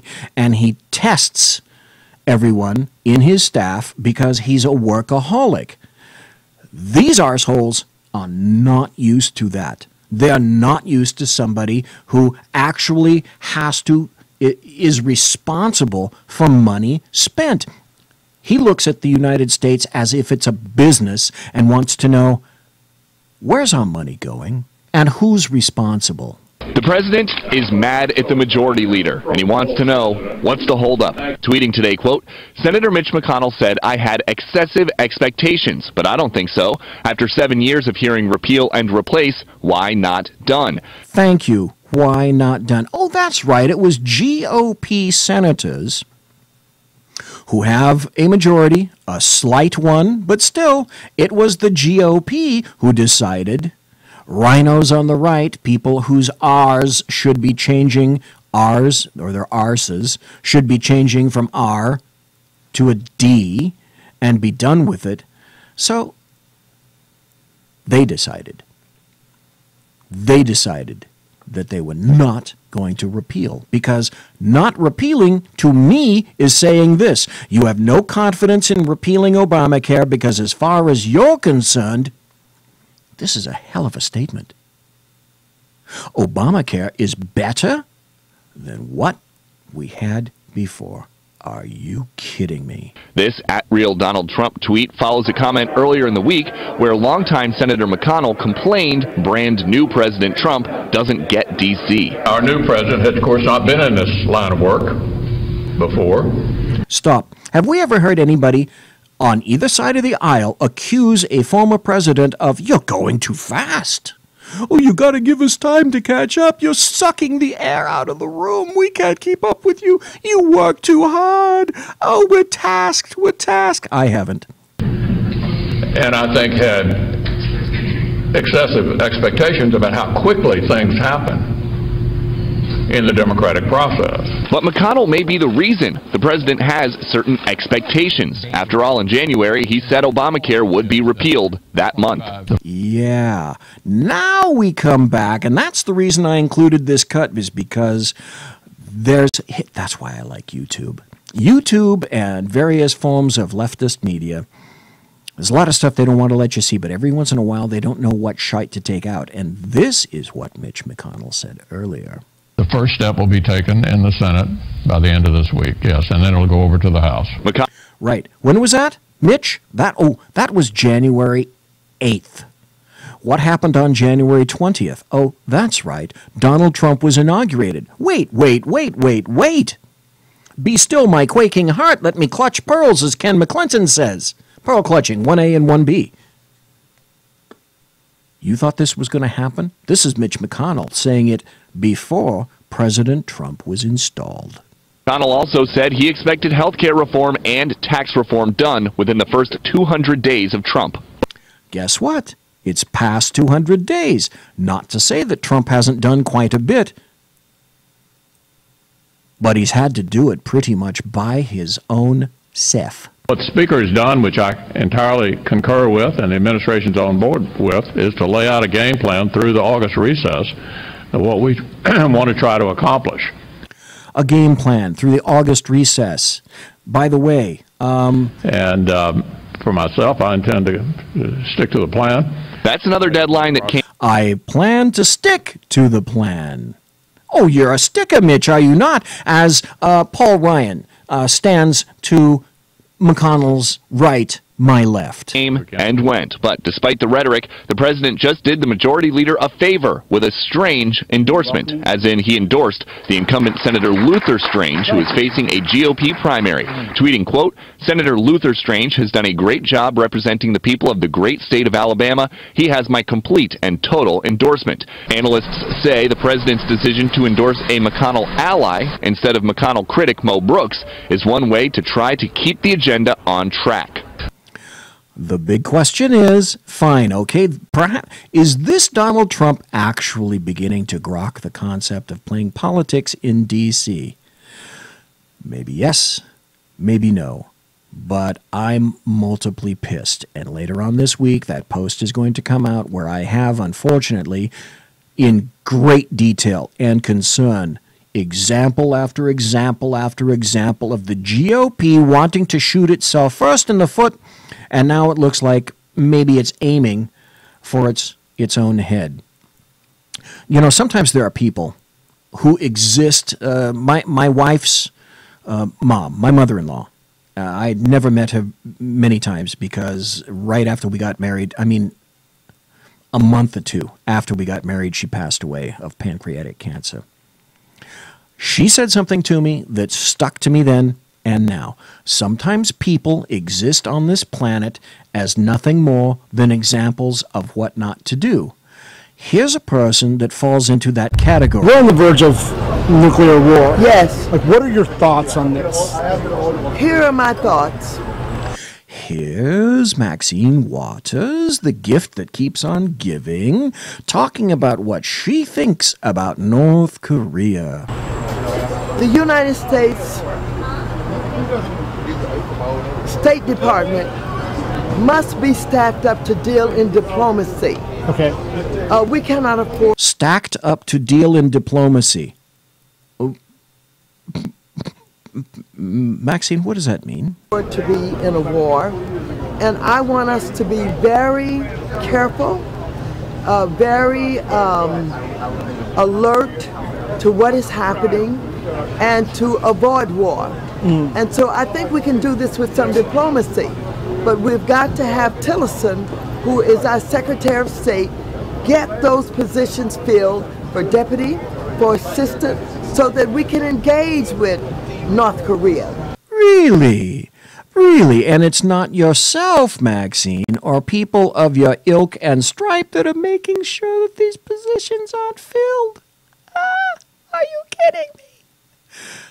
No, she's not kidding. I believe that... Who is it also, by the way? Oh, that's right, the GOP. Oh, we're going to talk about that in a few minutes. North Korea is interesting threats to the United States, but I think there are some things that they want from us, and we have to find out whether or not we can work with them on the things that they're asking for. Right, because they're asking for so many things right now.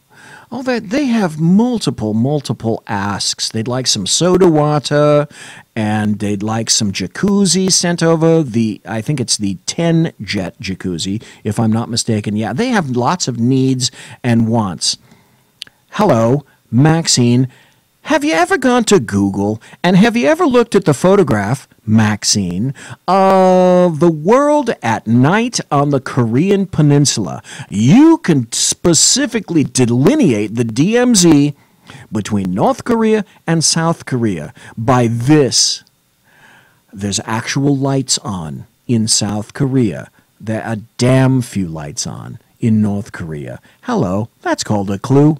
And so this is something that we should be very concerned about, but this is not the time to go bluffing and threatening.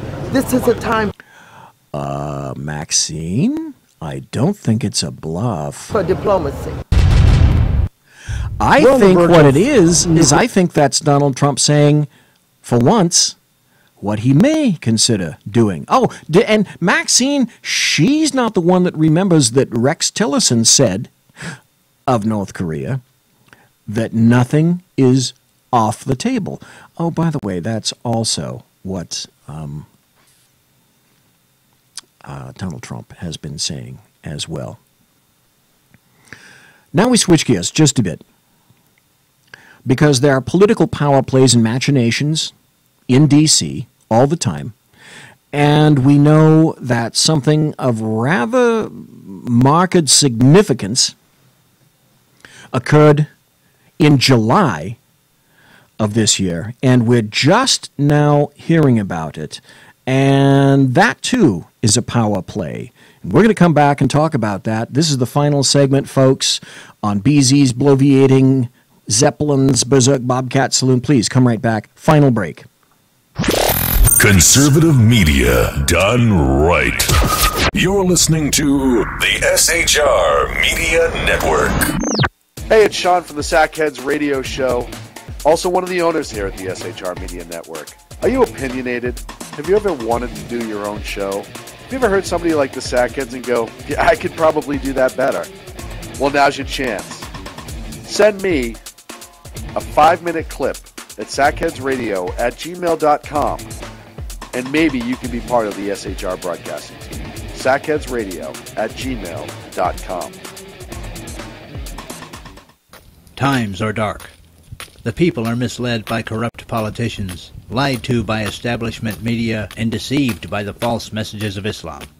A nation looking for direction needs a guide. It needs a man with a cane.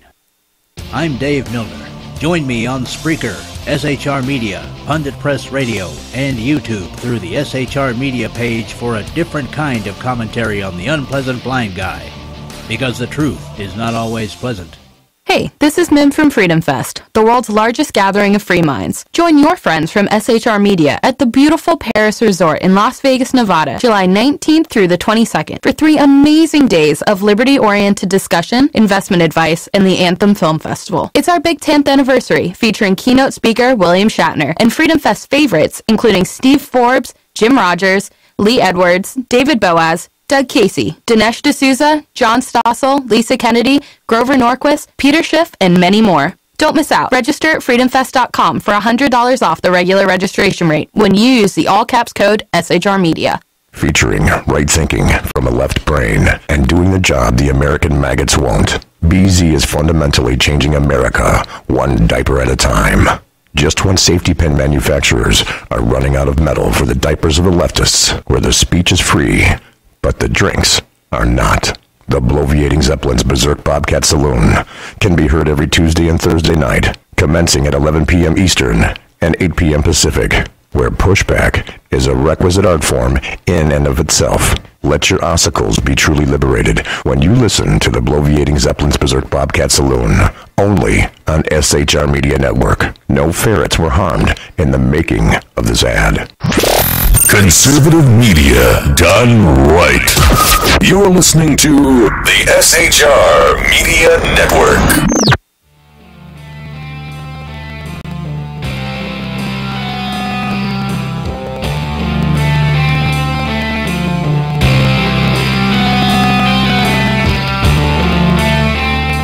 Okay, rule number 1 in radio is generally don't let people see you sweat. In other words, if you screw up, don't tell anybody about it. And it's the same way if you're making a presentation, a public presentation. What you generally do is you're going to tell people what you're going to say. You're going to say it, and then you're going to tell people what you told them. What I'm going to tell you right now, and Mary, I bring this up because Mary Brockman, you're so kind in chat. Thank you ever so kindly for being here in chat. The Alaskan is in chat. Mike is still in chat. Mary Brockman is in chat.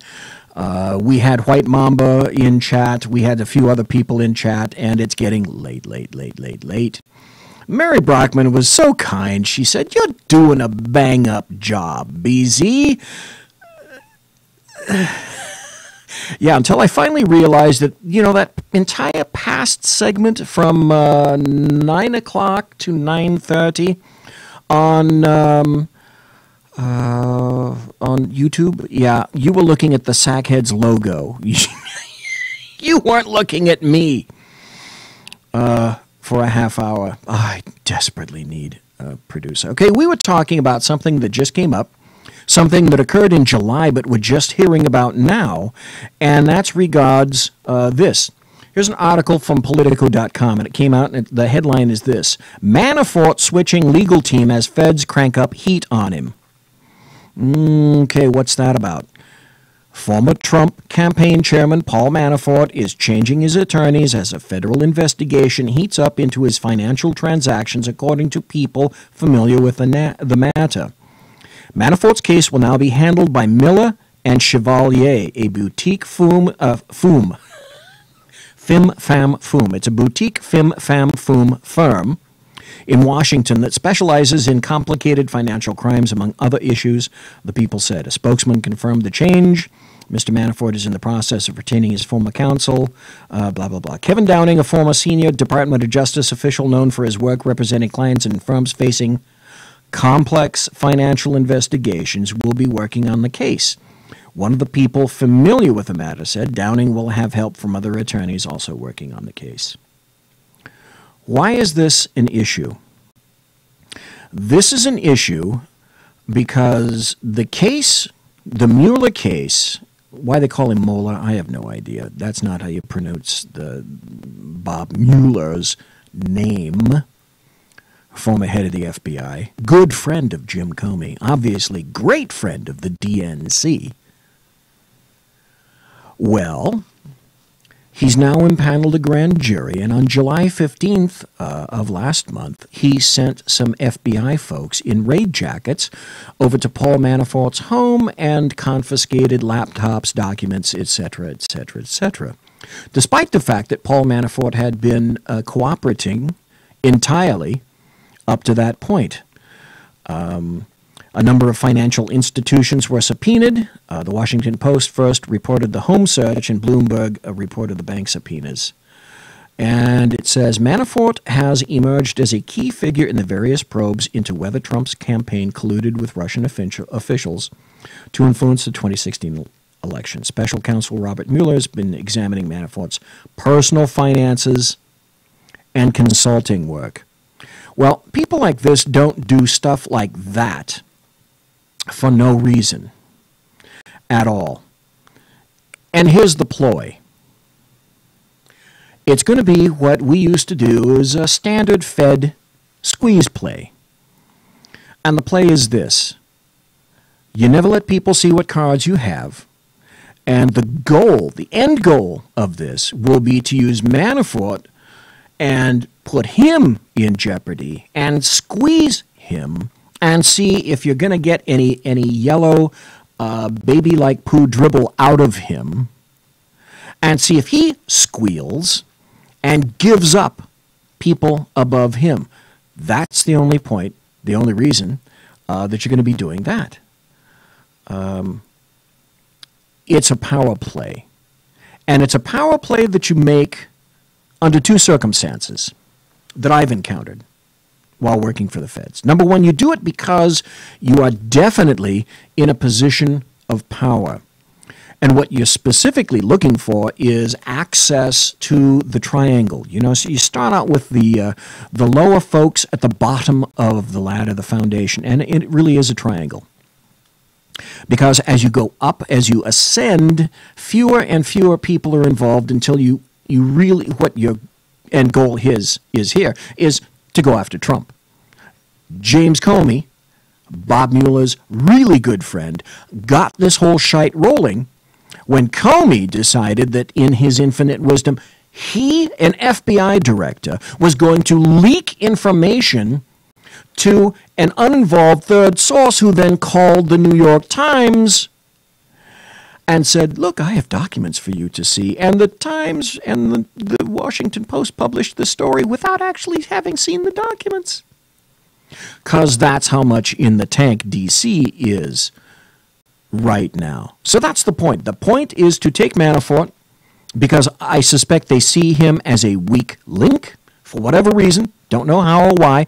That's just the perception that I have. They're going to squeeze him until the juice runs down his leg. And they're going to see what happens to him. Or sometimes you do this when you really don't have much to go on.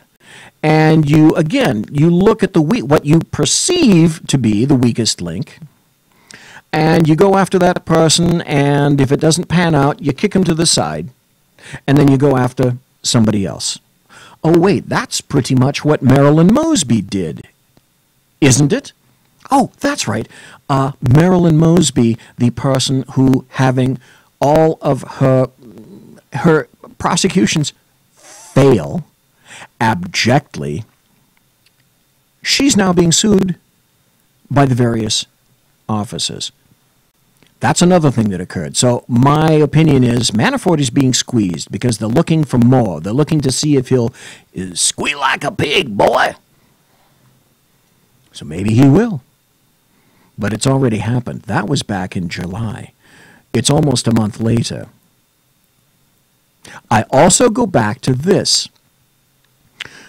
DC media, New York media, leftist media, all across the fruited plain are looking for leaks. And I don't believe that the Mueller folks could control leaks. If there really was a there about Trump in a direct link with Russia in cash, whatever, I fervently believe you would have heard about it by now. Well, that's one particular issue. Then there's another particular issue, and that's of all of this. What is happening here? Here's what I believe it all kind of dovetails back to. And I've written and I've said this any number of times since November 8th of last year. The Democrats have not yet come to grips with the reality of November 9th. And there is no there with regard to Trump and Russia.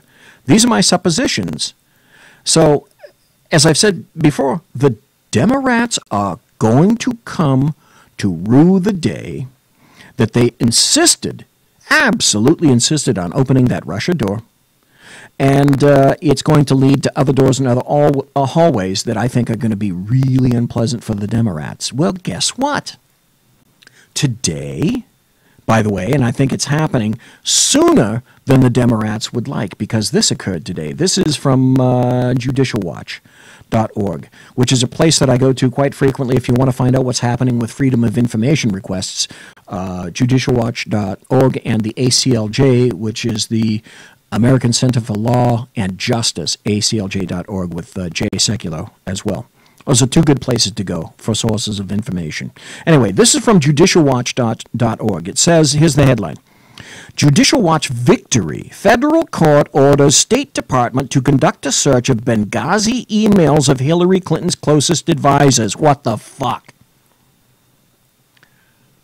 5 years. 5 years.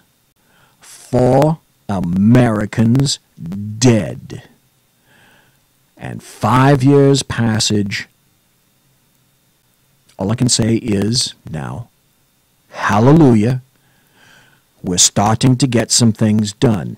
Judicial Watch announced on August 8th, D.C. District Court Judge Amit Mehta ordered the State Department to search the state government email accounts of Huma Abedin.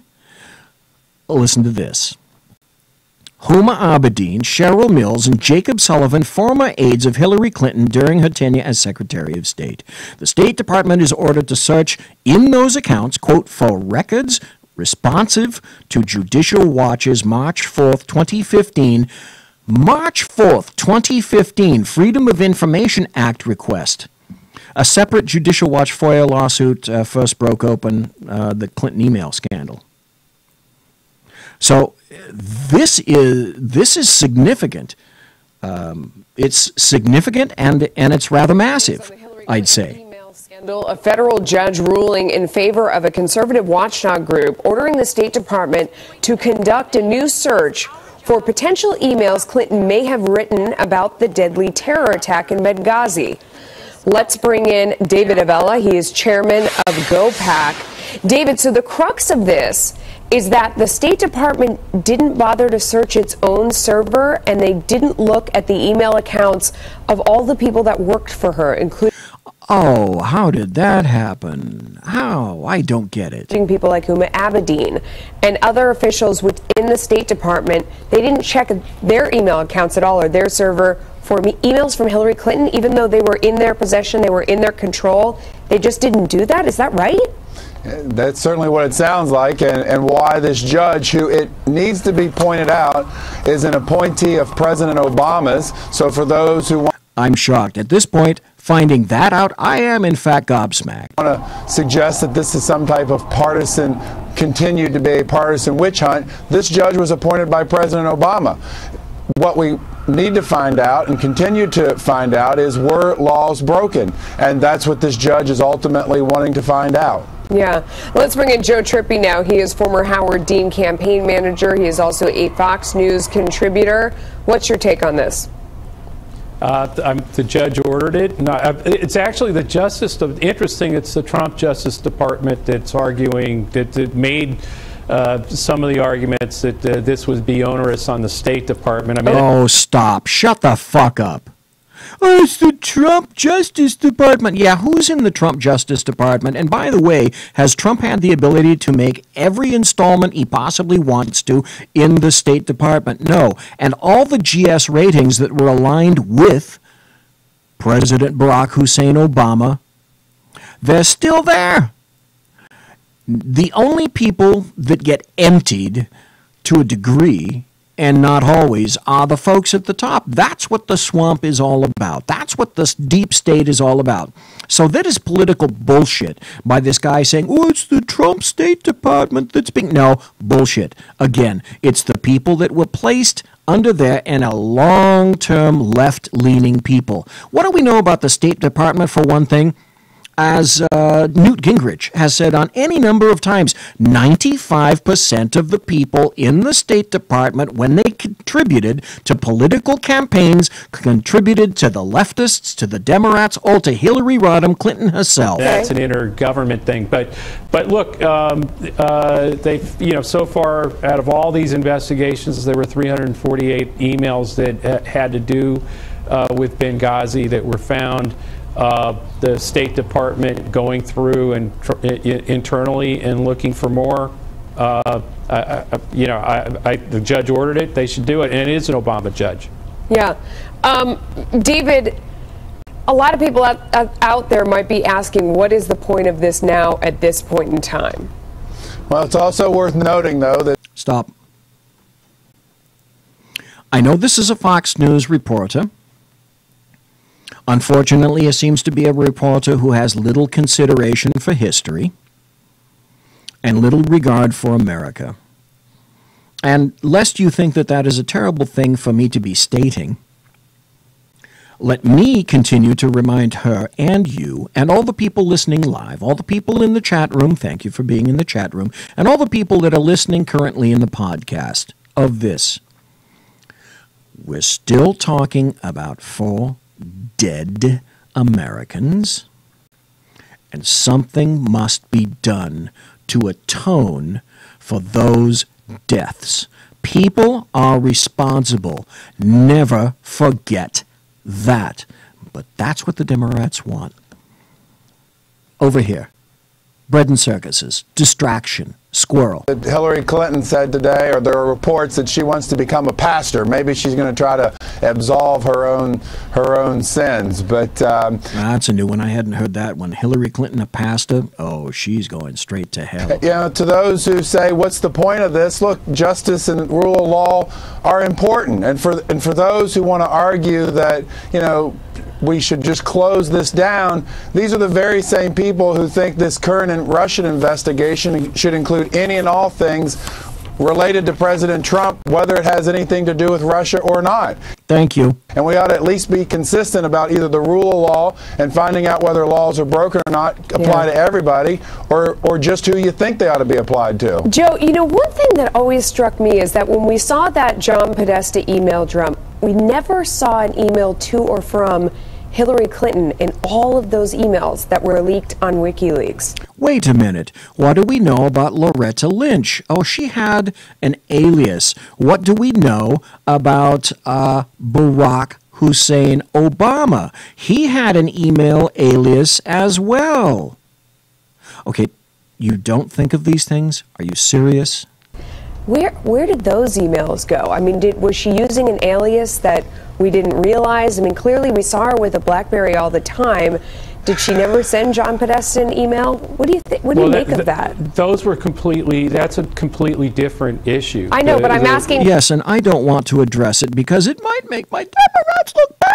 We're on Hillary Clinton's emails, and I think that that's a relevant question when we're trying to get to the bottom of, you know, where are all of her emails that she deleted and destroyed, and Hello, hard drives destroyed. Destroying her BlackBerry. I mean, Hello, SIM cards destroyed. this is another one of those unanswered Hello, sledgehammers. questions related to her email. Hello, ball peen hammers. Table for 30. Well, she didn't turn over any campaign or personal related emails, and we know that. And that was a mistake, I think, that she paid for in the campaign. Oh, she paid for.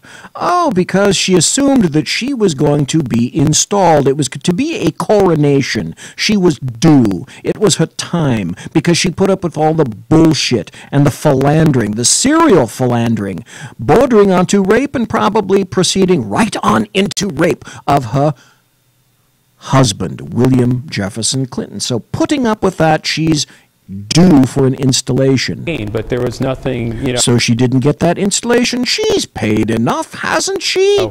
Nefarious about it. You know, we've had a number of investigations, Justice Department, otherwise, Trey Gowdy, the committee, the House committees that have looked into all this. Yeah, what do you know about a House committee? What do you know about those various committees? What do you know about Trey Gowdy? They sound good, fire and brimstone. What do they have the lawful teeth to do? Not much. And there, you know, no charges were filed. Trey Gowdy hasn't, and no one in the Congress on the Republican side who had They can't file charges. That's not what they can do.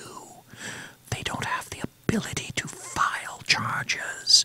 It's only the Department of fucking Justice. Majority in these committees brought anything against Hillary Clinton that was actionable. She paid a price for all of this in an election. She did. That's true. Oh, she did. And That's I think, true. Hey, there you the go, judge nodding head that, up and down. the Yeah, State that's Department exactly should what look he at did. it, She and paid it the should. price. She paid the big price. She paid the ultimate price, didn't she? And Jersey Joe, what was he saying earlier tonight? He was saying, oh, it looks like the Democrats are having just a bit of a troubled time these days. That would be correct. Because here's an article from the GatewayPundit.com. Democrat Party faces fundraising crisis as doom and gloom. Now, this is in quotes. Air quotes for me. Doom and gloom message falls flat in Trump era. The Democrat Party in the Trump era is in shambles. The party is moving full speed ahead towards the 2018 midterms without a message, a destructive fixation on Russia, and a looming fundraising crisis. I have stats. I have numbers. Today's doom and gloom message isn't working with voters. So here's what we've got for numbers. Under the leadership of former Obama official Tom Perez, oh my God, do I wish that Keith Ellison, please, I was so hoping that Keith Ellison, Muslim Keith Ellison, would have been installed as DNC chair, but unfortunately they decided that they wimped out. I would love to have seen him in there instead of Tom Perez. But Tom Perez, a new FEC report reveals that under Tom Perez, the DNC finished the month of June $3.3 million in debt. Woo! Good news, eh, what? The month of May, 1 month prior, wasn't any better for the DNC, which reported $1.9 million in debt. What do these campaigns live and die by? Money, money, money, money. In contrast, the RNCs on an amazing financial run, having raised a whopping $13.4 million in June. How are you going to get back all those seats that you lost to the Republicans, Democrats? How about all those governorships that you lost to the Democrats, including the one that we mentioned earlier from the East Coast, a Governor Justice who left the Democrats and scurried over to the Republicans? What do you do when you have no cash, DNC? Yeah, well, those are called consequences. All right, I have about another 3 minutes to go. I have on my blog what I call Kabuki Theater. And we're going to end tonight with Kabuki Theater. No, you know what? I do have 5 more minutes, and my end takes about 2 minutes. So, again, Jersey Joe brought this up, and I don't mind going there. I can't tell you. Oh, my God, the stuff I had for tonight, and the stuff that's on my blog, and the stuff that I want to talk about in radio. If I had a 1-hour show every night, of every Monday through Friday, at least a 1-hour show, I would only just be able to just sample slightly all the shite I want to talk about every night. 2 hours, 2 nights a week is sometimes not enough, but unfortunately I have to fill that with other responsibilities, et cetera, et cetera. So actually it's 6 hours every week because I Bigfoot myself into the Sackheads radio show, and then also I insinuate myself into the Ken McClinton show on Mondays, who is still kind enough to have me on there and hasn't kicked me to the curb yet, so that's very nice. Here's an article about global warming. Here's a little bit of sunshine and truth in all the bullshit promulgated by Al Gore, who, by the way, has one of the most energy inefficient of his multiple homes in the nation. This is from a website called The Australian. Or like maybe Fonzie. Temperatures plunge after BOM orders fix. And this is by a guy named Graham Lloyd, who is the environment editor in Sydney for the newspaper called The Australian. Recorded temperatures at the Bureau of Meteorology's Thredbo Top Automatic Weather Station have dropped minus 10 degrees Celsius in the past week after action was taken to make the facility, quote, fit the purpose. What does that mean? That means that they went in and with probably some basic tools, screwdriver, maybe a pair of pliers and a laptop, they adjusted the equipment so it was accurate. What a lie. A continuing series of lies is spread by the left. And good news, of course. The good news is that Al Gore rallied everybody and said, when my movie comes out, an inconvenient sequel, I want people to line up at the box office and I want rallies. And he has not even remotely come close to recouping the amount of money that it took to make this film, to continue all the lies that no one believes anymore. And by the way, people on the left no longer really listen to Al Gore because he's too damn old as far as they're concerned. I think that's absolutely grand. Hello, Schadenfreude, table for 500,000.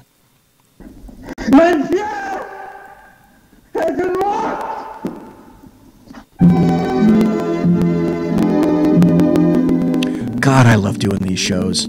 I really, really do. I love being in here. I can't wait to come back next Tuesday. I can't wait to get back to the blog. I don't know about you guys, but I had a great time tonight.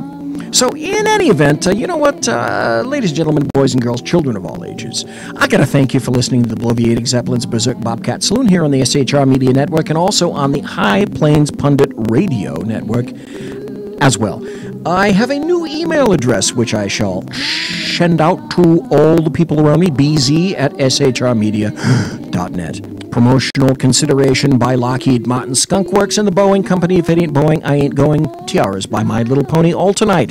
I've been wearing my, if you've been watching in YouTube, I've been wearing my F-16 Fighting Falcon hat. And of course, thanks to my very, very personal KC-135 Kettle One refueling team, as everybody knows, I shall be consulting in less than an hour. You can make bank on it, buddy.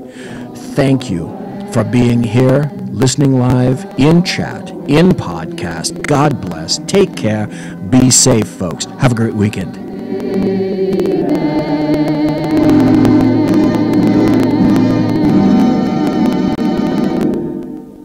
Everybody quiet down now and get some sleep. Good night, everybody. Good night, Mama. Good night, Ben. Good night, everyone. Good night, Mama. Good night, Daddy. Good night, children. Good night, Daddy. Good night, Elizabeth. Good night, John Boy. Good night, Jim Bob. Good night, Jim Bob. Good night, Jim Bob. What's going on? I was asleep. What's everybody doing? Good night, Jim Bob.